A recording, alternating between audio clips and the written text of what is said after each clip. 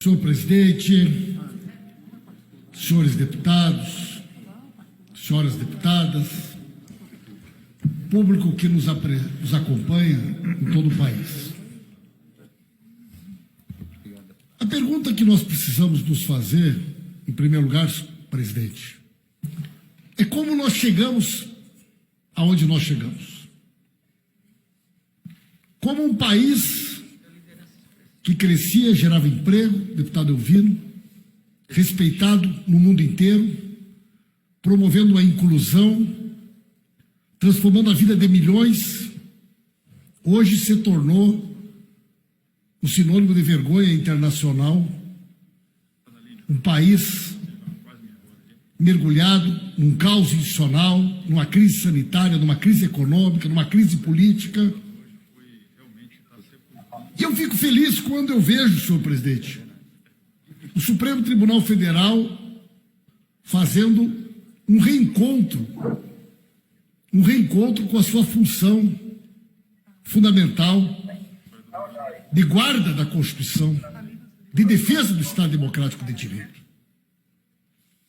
Porque, infelizmente, senhor presidente, boa parte do que nós estamos vivendo hoje foi fruto da omissão, foi fruto da conivência do Supremo Tribunal Federal, da hipertrofia do Poder Judiciário, do Ministério Público Federal, e que a sociedade assistiu calada, que a grande mídia aplaudiu, e que esta casa também foi conivente, deputado Renildo Calheiros.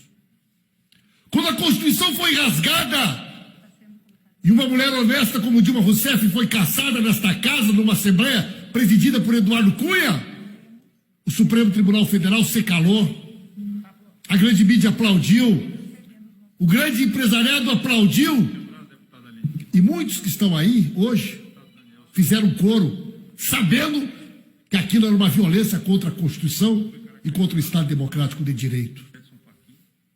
Quando os direitos do presidente Lula foram violados, quando Lula foi perseguido, quando Lula não pôde ser candidato, quando todos sabiam que a Lava Jato era uma operação ilegal, com fortes vínculos com os Estados Unidos, com a Suíça, que tinha por objetivo afrontar o Estado Democrático de Direito e impedir que o maior presidente da história desse país pudesse ser candidato.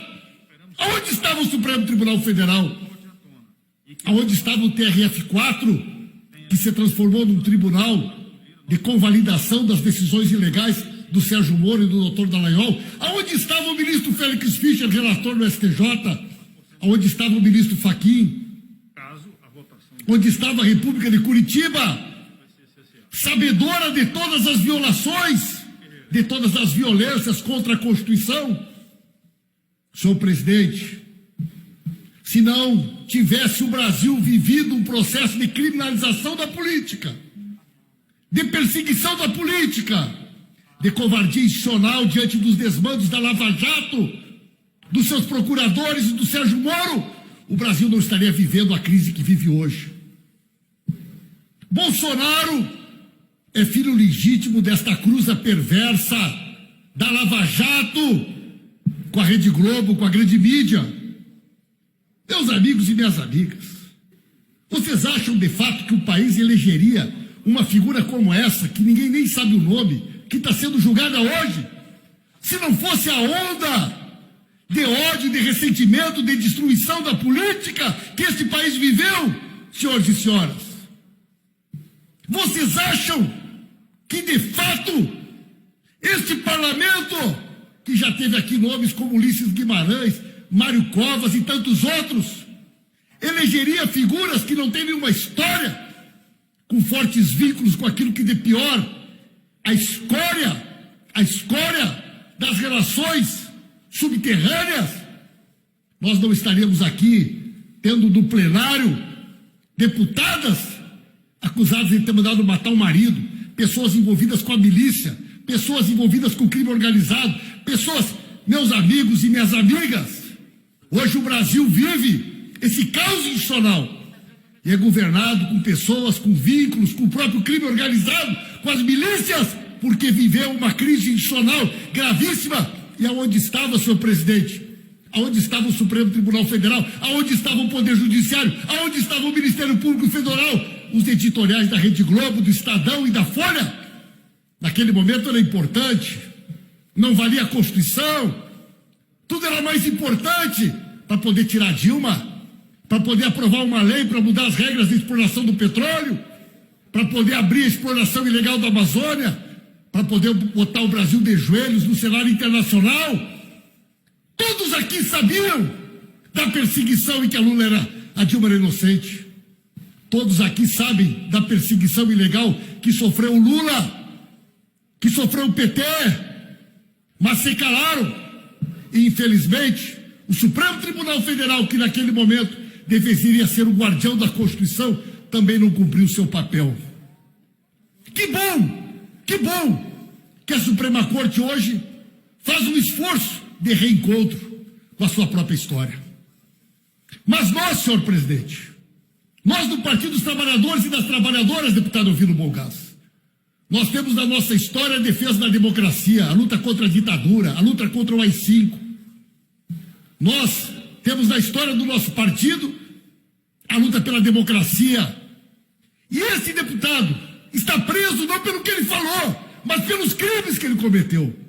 Não vamos confundir liberdade de expressão.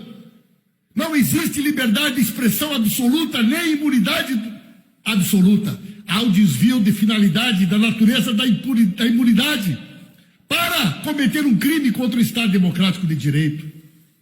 Um crime que está caracterizado pelas diversas condutas deste indivíduo, que representa um movimento muito mais amplo, que visa, sim, enfraquecer a democracia, que faz apologia da tortura, que faz apologia da ditadura, que despreza a democracia, que faz discurso de ódio, de ressentimento. Infelizmente, o nosso país, hoje, vive essa crise institucional. De um governo que não consegue sequer ter uma política para enfrentamento da pandemia, da crise econômica, da democracia. E tudo isso é fruto da quebra, da ruptura institucional que tirou a Dilma da presidência e impediu o Lula de ser candidato. Este momento que nós estamos vivendo tem a digital de muita gente. Figuras como essa, que está presa, que envergonha o parlamento, que envergonha o Brasil.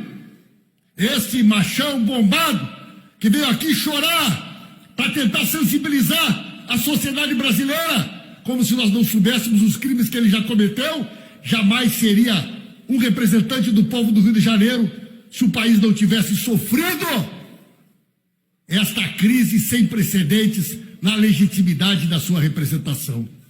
Nós temos sim, senhor presidente, que fazer um balanço de toda essa história.